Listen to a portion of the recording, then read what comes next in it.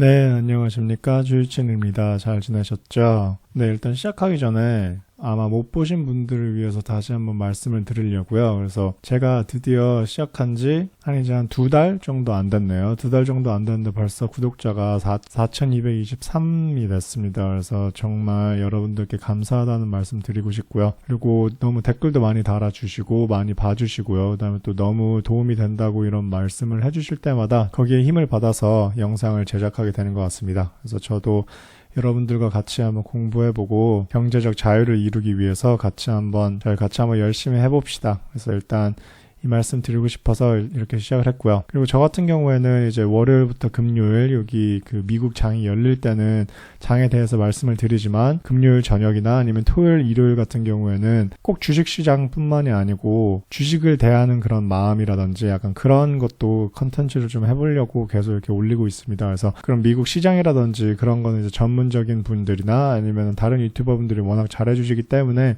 주식을 보는 법, 어떤 주식을 사는지, 언제 사는지 이런 것도 굉장히 중요하지만 주식을 대하는 마음이 되게 중요한 것 같아요. 그래서 그런 컨텐츠도 많이 달아볼 테니까요. 궁금하신 분들은 많이 봐주시기 바랍니다. 그래서 지금처럼 이렇게 주식시장이 불안할 때 주식을 팔아요? 추가 매수를 해요? 뭐 이런 식으로 많이 물어보시는 분들이 있고 또 저도 제 자신한테 이렇게 질문을 하는 질문입니다. 한번 저한테 아니면은 본인들한테 5가지 자기 자신한테 5가지 한번 질문해보는 시간을 한번 가져보도록 하겠습니다. 그래서 시작하기 전에요.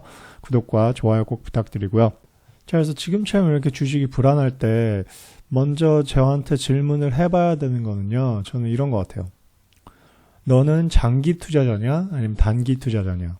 그러니까 장기 투자자는요. 제가 항상 말씀드렸다시피 나스닥 차트 보시면요. 우상향을 했습니다. 계속. 이때 2000년대 한 4,500포인트, 4,600포인트 정도 되는데 여기서 이 고점에서 이렇게 73%가 빠지는 이 고통을 이겨내고요. 만약에 장기 투자자 같은 경우에 20년 동안 투자를 했으면요. 나스닥이 166%가 올랐거든요. 20년 동안. 그러니까 이거는 항상 우상향하는 그래프이기 때문에 뭐 나스닥뿐만이 아니고 뭐 다우존스도 그렇고 뭐 S&P도 그렇고 항상 우상향하는 그래프이기 때문에 내가 장기 투자자인지 단기 투자자인지를 항상 물어봐야 돼요. 그러니까 최소 5년, 많게는 10년 이렇게 투자를 해야지 수익을 낼 수 있는 그런 것이 바로 주식이기 때문에 장기 투자자인 경우에는요. 지금 당장 수익이 예를 들어서 뭐 마이너스 뭐 20, 30%, 40%여도 언젠간 그게 만약에 좋은 주식이라면요. 뭐 페니스탁이나 아니면 뭐 작전주나 이런 거에 들어가시면 안 되지만 미국 뭐 좋은 주식들 뭐 항상 이야기하는 뭐 애플이라든지 아마존이라든지 이런 좋은 주식들, 테슬라 이런 주식들 같은 경우에는요. 장기 투자를 하면은 언젠가는 오릅니다. 하지만 만약에 내가 단기 투자자다. 당장 뭐 다음 달에 내가 뭐 이사 비용을 써야 된다. 뭐 6개월 뒤에 내가 결혼 자금을 써야 된다. 그런 분들이 이런 질문을 많이 하실 수도 있을 것 같아요. 당장 지금 돈이 필요하지만 그 잠시를 못 기다리고 그 잠시의 그 수익을 내려고 하다가 이제 고점에서 물리셔서 지금 주식을 팔아야 되나 아니면 좀 더 물을 타서 본전이라도 하고 팔아야 되나 이런 식으로 질문을 많이 주시는 것 같은데 그래서 장기 투자자인지 단기 투자자인지를 굉장히 중요하게 생각을 해야 돼요. 아주 럭키하게 내가 한 1년 정도만 이거를 주식을 가지고 있어야 된다 이랬는데 만약에 이 저점에서 사셔서 3개월 만에도 50% 이렇게 수익을 낼 수도 있었어요. 하지만 이거는 굉장히 그냥 럭키한 케이스고요. 보통은 3개월에서 6개월 같은 경우에는 마이너스가 날 수도 있고 플러스가 날 수도 있고 굉장히 아무도 모르는 게 이게 주식이기 때문에 단기 투자자 같은 경우에는요. 제가 드리고 싶은 말씀은 수익이 마이너스가 안 되는 돈이면 하지 않는 거를 추천을 드립니다. 왜냐하면은 이게 지금 장이 굉장히 불안한 장이기 때문에 언제 어떻게 뭐 큰 돈을 벌지 큰 돈을 잃을지 모르는 장이에요. 그렇기 때문에 그러신 분들은 너무 스트레스 받지 마시고 잠시 주식시장에서 나가 계시는 것도 좋은 방법이라고 저는 생각을 합니다. 그렇기 때문에 그 점을 첫 번째로 물어봐야 되고요. 두 번째 같은 경우에는 자기 포트폴리오가 마음에 들어야 돼요. 내 포트폴리오에 예를 들어서 뭐 이 유튜버는 이게 좋다. 저 유튜버는 저게 좋다. 이 친구는 이걸로 돈 많이 벌었다. 그래서 그냥 그것만 넣었어요. 뭐 유니티 좋다 해서 유니티 사고 오픈도어 좋다 해서 오픈도어 사고요. 뭐 에어비앤비 좋으니까 에어비앤비도 사고요. 스퀘어 좋다니까 스퀘어도 사고 캐시우드가 뭐 진로도 샀다니까 진로도 사고요. 뭐 드래프트킹 모르겠지만 뭐 아무튼 뭐 좋다니까 사고요. 그렇다 보면요. 약간 포트폴리오가 짬뽕이 됩니다. 짬뽕이 돼요. 그래서 저 같은 경우에는 이렇게 앞으로 10년 대박 키워드 섹터에서 전기차, 클라우드, 반도체, 핀테크, 헬스케어, 클린 에너지 이런 식으로 해서 제가 포트폴리오를 정리를 했거든요. 근데 그런 식으로 짬뽕 포트폴리오가 되면요, 우상향할 때, 그러니까 주식이 플러스일 때는요, 솔직히 상관이 없습니다. 아, 내가 역시 주식을 잘 봐. 아, 내가 역시 주식 보는 눈이 있어. 아, 주식 쉽네. 이런 식으로 되는데, 이게 하락장이 되면요, 자기 포트폴리오에 약간 의심을 하게 됩니다. 아, 이거 왜 떨어지지? 이거 왜 떨어지지? 이거 아닌가? 그러면서 이제 이런 질문을 하게 됩니다. 주식 팔아야 되나요, 이거 오픈도어 10몇 % 빠졌는데 팔아야 되나요? 아니면 물을 타야 되나요? 이런 식으로 많이 물어보십니다. 근데 포트폴리오를 내가 딱 보고, 아, 나는 무슨 일이 있어도 20, 30%가 떨어져도 나는 이 포트폴리오가 정말 마음에 든다. 차라리 나는 이게 더 마음에 드니까, 이 주식이 더 마음에 드니까 더 사겠다. 이런 마음을 드셔야 됩니다. 하지만 지금처럼 불안할 때 이렇게 주식을 파냐고 물어보시는 분들이 굉장히 많아요. 그 의미가 아마 포트폴리오가 마음에 안 들어서일 겁니다. 그렇기 때문에 포트폴리오 리밸런싱을 하시는 것을 추천을 드려요. 그래서 제가 이걸 3번으로 넣었는데, 포트폴리오 리밸런싱을 해야 되나라는 걸 이제 본인한테 질문을 해야 됩니다. 그래서 이번 조정장에 이거 느끼셨잖아요. 가치주. 이때까지는 계속 성장주, 그런 지금 당장 흑자 기업이 아니어도 뭐 나중에 미래 산업이라든지 이런 거를 하면은 그 나스닥 성장주들은 정말 진짜 거의 뭐 기하급수적으로 뭐 50%, 100%, 뭐 200% 이렇게 뛰었습니다. 근데 이번에 조정장에 시원하게 두들겨 맞았죠. 이번 조정장을 경험해 보시고 아마 포트폴리오 리밸런싱에 대한 생각을 많이 해보셨을 거예요. 그래서 뭐 가치주라든지 성장주, 경기순환주, 배당주 이런 식으로 해서 뭐 20, 20, 뭐 20, 30 뭐 이런 식으로 해서 이렇게 좀 분산 투자를 하는 거를 이제 좀 생각을 많이 하셨을 거예요. 그래서 내가 만약에 마음에 안 들면 포트폴리오 리밸런싱을 한번 해봐야겠다라는 거를 생각을 하셔야 됩니다. 아니면 꼭 이렇게 경기 순환주라든지 이런 배당주라든지 이런 거 안 하셔도 돼요. 특히 저 같은 경우에는 아직까지 경기 순환주에 하나도 투자를 하지 않았습니다. 그 이유는요, 지금 주식시장에 이 세 개의 그 단어라 그러나요? 이 키워드는 계속 따라다닐 거예요. 채권금리, 그죠? 인플레이션, 그리고 백신. 백신이 좋다. 백신이 안 된다. 백신이 잘 들어서 뭐 99% 효과적이다.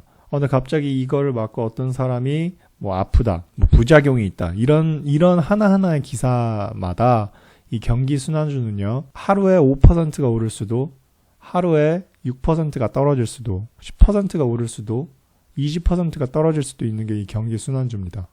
자, 이번에 적나라하게 나왔죠. 백신도 계속 나오고 이러면서 백신도 맞아가고, 미국 이제 확진자도 점점점 이렇게 줄어드는 그런 추세로 해서 이제 경기도 좋아지나 이러면서 금리도 상승을 하면서 이제 뭐 엑슨모빌이라든지 그런 에너지 오일 주식이 굉장히 많이 올랐다가 갑자기 뭐 서드 웨이브 터지고 뭐 바이든이랑 그런 푸틴이 이런 유가 그런 전쟁이 또 시작이 되면서 그런 뉴스 때문에 또 경기 순환주 이런 주식들이 또 이렇게 한번 또 이렇게 맞았죠. 그렇기 때문에 저는 일단 이런 데 투자를 하지 않습니다. 하지만 이번에 포트폴리오 리밸런싱에 얼마나 이게 중요한 건지 이렇게 아셨죠. 그래서 나도 포트폴리오 리밸런싱을 한번 해봐야 되나라는 질문을 본인에게 하셔야 됩니다. 팔아야 되나 말아야 되나 이 질문을 하시기 전에 포트폴리오 리밸런싱을 생각을 하셔야 돼요.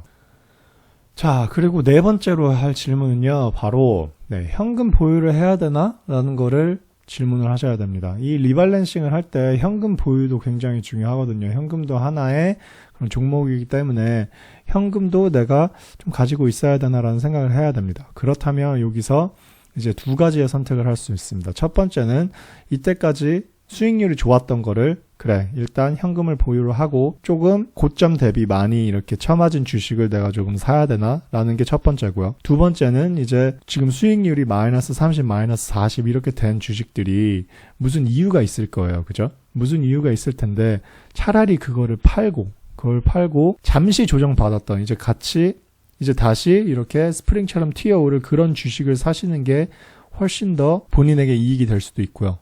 계속 그 40%, 50%, 마이너스 40% 수익률 인한 그런 주식을 뭐 미친 듯이 뭐 존버를 한다고 해도 그게 예전 고점으로 빨리 안 갈 수도 있습니다. 그렇다면은 차라리 그런 주식은 현금을 보유를 했다가 이제 이런 불안한 장이 좀 끝나고요. 이제 뭐 4월, 5월 초 이렇게 6월 이렇게 해가지고 이제 실적 발표 시간도 이렇게 되면서 그때 되면은 결국에는 돈 잘 버는 기업이 장땡이잖아요. 그죠? 그렇기 때문에 그런 주식에 미리 넣어놨다가 같이 이렇게 V자 반등하는 그런 수익을 얻을 수 있는 그런 것도 하나의 방법이기 때문에 현금 보유를 내가 슬슬 해놔야 되나? 수익이 난 그런 애들을 한 반 정도는 팔아서 수익을 일단 챙겨야 되나? 이런 생각도 해보셔야 됩니다. 일단 주식이 팔기 전까지는 내 돈이 아니잖아요. 그죠? 그렇기 때문에 이런 생각도 한번 해보셔야 됩니다. 자, 그래서 이렇게 불안할 때 정말 맞아요. 이게 팔아야 되나 말아야 되나 더 사야 되나 이런 거 아마 워런 버핏도 할 겁니다. 워런 버핏도 하고 캐시우드도 하고 그죠? 뭐 개미 투자자들도 하고요.